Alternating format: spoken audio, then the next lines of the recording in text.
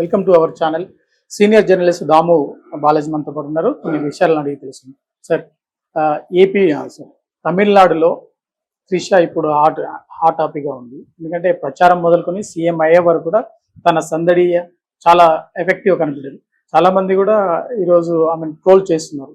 రీసెంట్గా సింగర్ సుచిత్ర కూడా తనపై చేసిన కామెంట్స్ను ఎట్లా చూడొచ్చు? అసలు అంత పెద్ద మాట వాడాల్సిన అవసరం ఉందంటారా లేదంటారా? సింగర్ సుచిత్ర ఒక సంచలనమైన వ్యాఖ్యలు చేసింది ఈమె మీద. అదేంటంటే ఈమె ఒక పారాసైట్ అని. ఎవరు? త్రిష.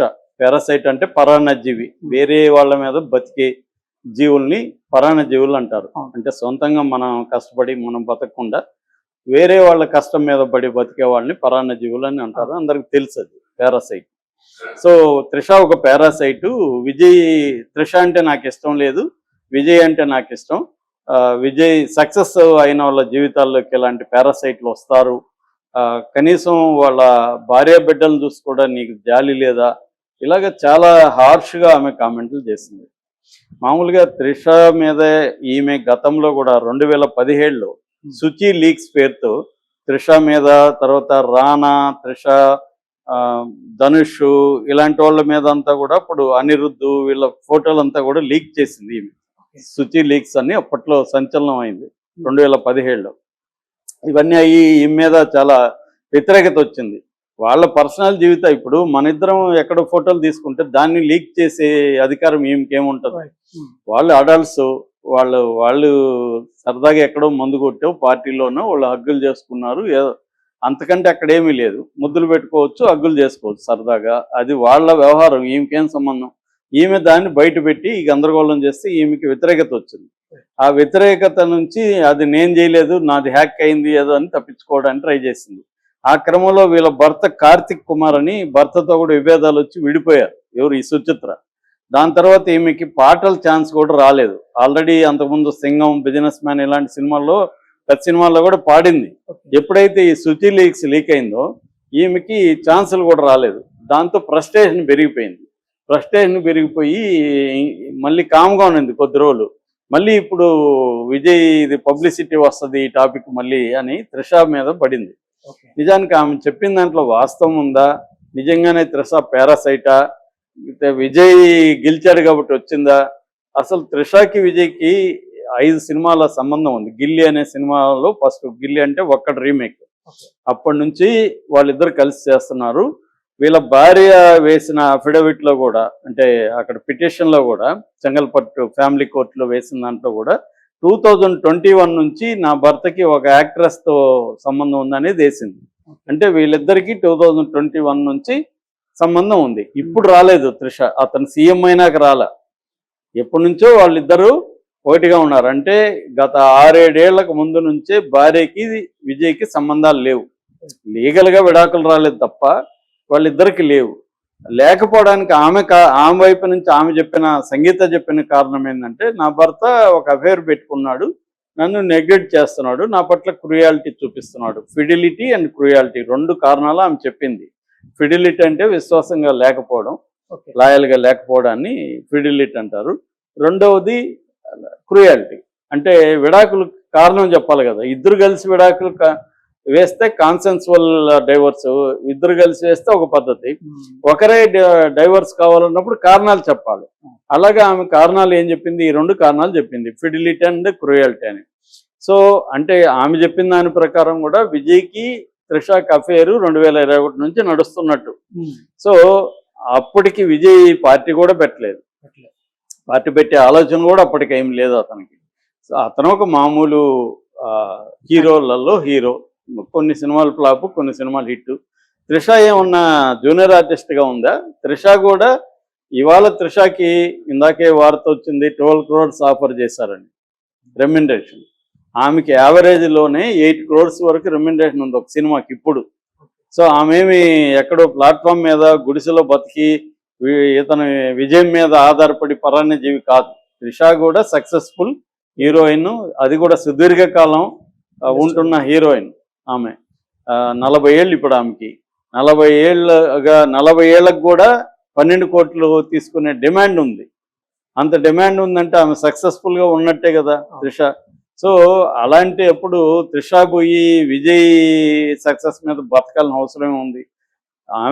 ఈమె సుచిత్ర ఏమంటుందంటే ఇలాంటి వాళ్ళు లోన్లీగా ఉంటారు, ఆ లోన్లీనెస్ ఉపయోగించుకుని వీళ్ళు అంటే ఈమెదో విజయ్ని ప్లాన్ చేసి విజయ్ లోన్లీగా ఉన్నాడు ఇప్పుడు పోయి మనం పట్టేసుకుందామని చెప్పి వల వేసి చేసినట్టుగా మాట్లాడుతుంది. ఇది అజ్ఞానంతో కాకుండా జలసితో మాట్లాడుతున్నట్టుంది తప్ప ఏమీ లేదు. రెండోది ఈమెకి ఏమీ లా కూడా ఏమీ తెలియదు అనేది కూడా నాకు అర్థమైంది సుచిత్రకి. ఇది ఇల్లీగల్ రిలేషన్షిప్ అంటుంది. ఎందుకంటే విడాకులు తీసుకోకుండా ఉంటే ఇల్లీగల్ ఏమీ కాదు. సుప్రీంకోర్టు అనేక సార్లు చెప్పింది కాన్సెన్సువల్ అనేది నాట్ ఏ క్రైమ్. అంటే ఇద్దరు వ్యక్తుల మధ్య అడల్ట్స్ మధ్య ఒకరినొకరు ఒప్పుకొని పెళ్ళయింటే కూడా ఇద్దరికి తప్పు కాదనేది సుప్రీంకోర్టు అనేక సార్లు చెప్పింది. పైగా ఇక్కడ ఏంది టెక్నికల్గా విడాకులు రాలేదు కానీ వీళ్ళిద్దరు 6-7 ఏళ్ళుగా దూరంగా ఉంటున్నారు. దూరంగా ఉంటున్నప్పుడు అతను ఎందుకు ఒంటరిగా ఉండాలి? అతనికి వేరే ఒక స్త్రీతో సంబంధం పెట్టుకునే హక్కు లేదా? అలా హక్కు ఉన్నప్పుడు ఈమెకు కూడా అట్లాంటి హక్కు లేదా? తనకు నచ్చిన వ్యక్తితో తిరిగే హక్కు లేదా ఈమెకి? సో ఈమె ఎవరు వాళ్ళిద్దరిని జడ్జి చేయడానికి? ఒకటి. రెండవది చాలా మంది కూడా త్రిష విలన్ అయినట్టు, త్రిష ఏదో మామూలుగానే మన సమాజంలో ఏంటంటే ద అదర్ అంటారు, సింగిల్ ఉమెన్, ఫ్యామిలీస్ని నాశనం చేసే సింగిల్ ఉమెన్ అనే కాన్సెప్ట్ ఇంతకుముందు బలంగా ఉండేది, ఇప్పుడు తగ్గింది యాక్చువల్గా. కానీ ఇప్పటికి కూడా చాలా మందిలో ముఖ్యంగా స్త్రీలలోనే జలసి ఉంటుంది ఇలాంటి వాళ్ళని చూస్తే. ఎందుకంటే ఈ స్థాయికి ఈమె వెళ్ళింది, ఎంజాయ్ చేస్తుంది లైఫ్, మొత్తం అటెన్షన్ అంతా ఆమె మీద ఉంది అన్న ఒక జలసి మామూలుగా కూడా చాలా మందికి మండిపోతుంది. మొన్న కూడా చాలా ట్వీట్లు ఏమొచ్చాయి, విజయ్ సభలో విజయ్ ప్రమాణ స్వీకారంలో ఈమెకేం పని, ఈమెందుకు ఇలా ఓవర్ యాక్షన్ చేస్తుంది? ఆమె ఓవర్ యాక్షన్ చేసింది, వచ్చింది. ఆమెకి పిలవకపోతే విఐపి దీంట్లో ఫస్ట్ రోల్లో సీట్ ఇస్తారండి విజయ్ చెప్పకపోతే? విజయ్ పర్మిషన్ లేకుండా విఐపి దాంట్లో ఫస్ట్ రోలో సీటు ఎలా ఇస్తారు త్రిషకి? విజయ్ అనుమతితోనే కదా ఇచ్చారు. విజయ్ అనుమతి లేకుండా ఆమె ఎలా రాగలిగి ఎలా అక్కడ కూర్చోగలిగింది? రెండోది వాళ్ళ ఇంట్లో వాళ్ళు ఏమైనా వ్యతిరేకిస్తున్నారా? తల్లిదండ్రి వాళ్ళ తల్లి శోభ అనేక సార్లు ఏం చెప్పిందంటే, సంగీత నా కూతురు లాంటిది, నా కోడలు కాదు. సంగీత ఆమె అంటే నేను చెప్పదలుచుకుంది నేను చెప్తాను వినండి. శోభ సంగీత గురించి ఏం చెప్పిందంటే, సంగీత నా కోడలు కాదు, నా కూతురు. నా కూతురు చిన్నప్పుడు చనిపోయింది, తర్వాత నాకు ఈ కూతురు వచ్చింది.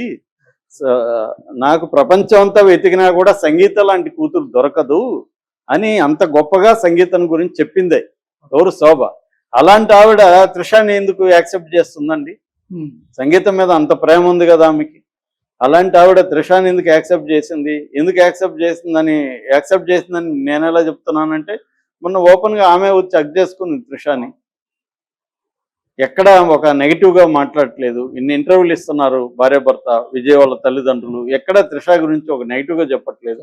అంటే ఏమేమి జరిగిందంటే 27 ఏళ్ళు కాపురం చేశారు సంగీత విజయ్. వాళ్ళిద్దరి మధ్య ఏం ప్రాబ్లమ్స్ వచ్చాయి మనకి తెలియదు, మొత్తానికి వచ్చాయి, విడిపోయారు. జనరల్గా అభిప్రాయం ఏముందంటే విజయ్కి ఈమెతో అఫైర్ పెట్టుకున్నాడు, అది తెలిసి ఆమె హర్ట్ అయింది, వెళ్ళిపోయిందని. మామూలుగానే మన హీరోలు మనకి ఇక్కడ నాగార్జున మీద రాలేదా, చిరంజీవి మీద రాలేదా, అందరి మీద ఇక్కడ వస్తున్నాయి. కానీ వాళ్ళ భార్యలు అవి గొడవ చేయకుండా ఏదో సరే ఉంటే చూసి చూడనట్టు వెళ్ళిపోతున్నారు. కాబట్టి వాళ్ళ కుటుంబాలు నిలుస్తున్నాయి, ఫ్యామిలీస్. ఇవి జరుగుతాయి మామూలుగా హీరోలకు కానీ హీరోయిన్ల విషయంలో కానీ. ఈ అఫైర్లు అనేవి సినిమా ఇండస్ట్రీలో బయటే బోల్డ్ జరుగుతున్నాయి, మనం చూస్తున్నాం. బోల్డ్ జరుగుతున్నాయి, బోల్డ్ క్రైమ్ జరుగుతుంది ఇవాళ ఉన్న సమాజంలో. అట్లాంటి సినిమాల్లో జరగదా?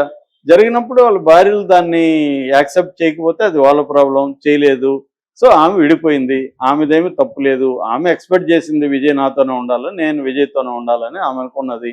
అది కుదరలేదు, అది కొద్ది రోజులు భరించలేకపోయింది, ఆమె వెళ్ళిపోయింది, పిల్లల్ని తీసుకొని లండన్లోకి వెళ్ళిపోయింది.